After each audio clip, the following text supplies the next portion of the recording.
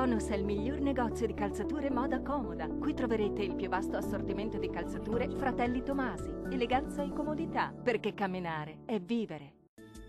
Ben ritrovati al meteo di Antenna 3. L'anticiclone Apollo si espande sul nostro territorio. Vediamo il dettaglio di giovedì 19 aprile.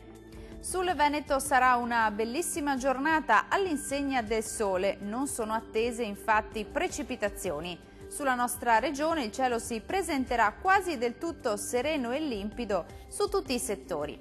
Le temperature minime saranno comprese tra 9 e 12 gradi, valori massimi in aumento oscillanti tra 22 e 25 gradi.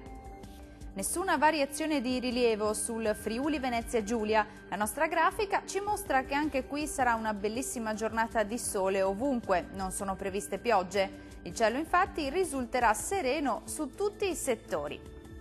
Le temperature minime si attesteranno intorno agli 11 gradi, valori massimi gradevoli compresi tra 23 e 26 gradi.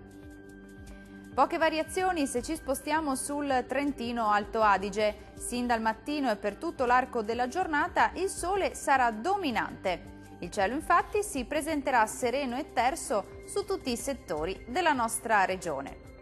Diamo uno sguardo alle temperature. Le minime saranno comprese tra 9 e 13 gradi, valori massimi invece oscillanti tra 25 e 27 gradi.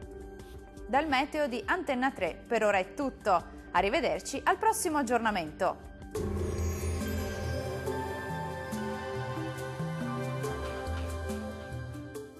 Tonus è il miglior negozio di calzature moda comoda. Qui troverete il più vasto assortimento di calzature Fratelli Tomasi. Eleganza e comodità, perché camminare è vivere.